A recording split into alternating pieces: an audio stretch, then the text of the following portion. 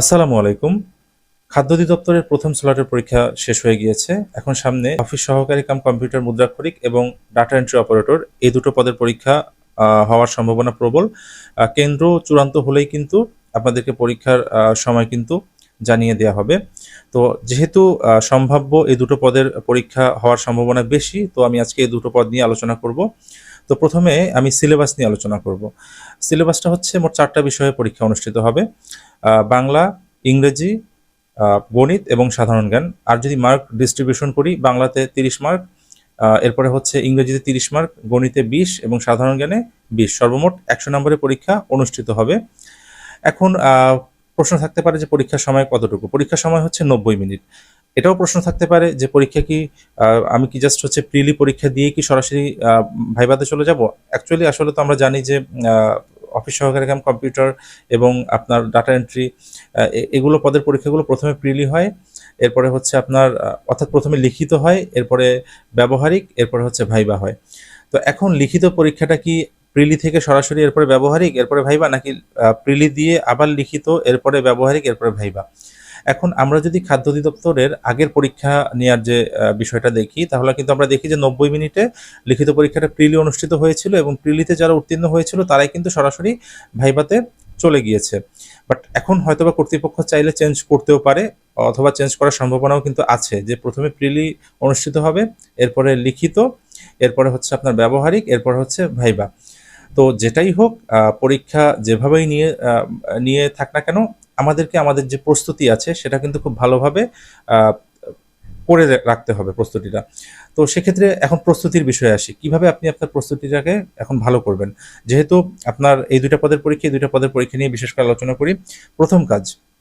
প্রথম কাজ হচ্ছে আপনি বিগত সালের যে খাদ্য অধিদপ্তরের যে প্রশ্ন ব্যাংক আছে সেটা একটা নিয়ে নেবেন। সেটা নিয়ে আপনি একদম ব্যাখ্যা সহকারে প্রতিটা প্রশ্ন আপনি ব্যাখ্যা সহকারে পড়ে ফেলবেন। তো এটা হচ্ছে প্রথম কাজ। এরপরে এরপরের কাজ হচ্ছে বিগত যে বিসিএস এর যে প্রশ্ন ব্যাংকটা আছে সেখান থেকে ব্যাখ্যা সহকারে যে প্রশ্নগুলো আছে সেগুলো পড়ে ফেলবেন। এই দুইটা কাজ করতে হবে। এরপরে তৃতীয় কাজ হচ্ছে বিষয়ভিত্তিক পড়াশোনা। অবশ্যই আপনাকে বিষয়ভিত্তিক পড়াশোনা করতে হবে। এখন আপনি বিষয়ভিত্তিক কি পড়বেন, কোত্থেকে পড়বেন, এটাও কিন্তু একটা প্রশ্ন থেকে যায়। আপনি যখন খাদ্য অধিদপ্তরের যে বিগত সালের যে প্রশ্ন ব্যাংকটা যখন আপনি পড়বেন, তখন কিন্তু আপনার একটা ধারণা হয়ে যাবে যে কোন প্রশ্নগুলো কোন জায়গাগুলো থেকে বেশি পরিমাণে আসে আর কি। এবং বিসিএস প্রশ্ন ব্যাংকটাও যখন আপনি পড়বেন তখনও কিন্তু আপনি উপলব্ধি করতে পারবেন যে কোন অধ্যায়গুলো খুব বেশি গুরুত্বপূর্ণ।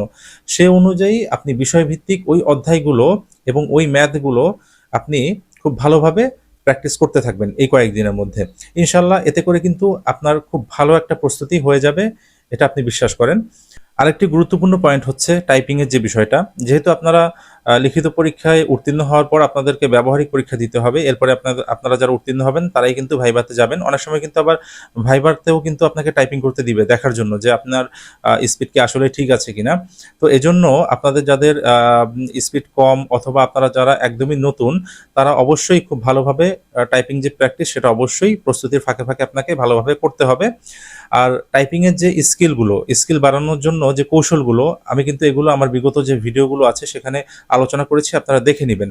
তো কিভাবে টাইপিং এর স্পিড বাড়ানো যায়, কিছু কিছু কৌশল আছে, কিভাবে ব্যবহারিক পরীক্ষায় আপনি যাবেন, পরীক্ষা দিবেন, কিভাবে ভালো করবেন, এই বিষয়গুলো নিয়ে কিন্তু আমি বিগত ভিডিওগুলোতে আলোচনা করেছি। তো যাই হোক, কেননা আমরা জানি দেখবেন যে যারা লিখিত প্রস্তুতিতে ভালো করে দেখা গেছে টাইপিং পারে না, তারা কিন্তু অনেক সময় এই যে ব্যবহারিকে গিয়ে ঝরে যায়। তো তাই অবশ্যই আপনার এদিকে প্রস্তুতি ভালো রাখতে হবে, এদিকে টাইপিংও আপনাকে ভালো রাখতে হবে। তো যাই হোক, আশা করি ইনশাল্লাহ আপনারা সামনের প্রস্তুতিটা খুব ভালোভাবে নেবেন এবং খুব ভালোভাবে আপনারা পরীক্ষা দিবেন। তো সবার জন্য শুভকামনা থাকবে। সবাই ভালো থাকবেন। আল্লাহ হাফেজ।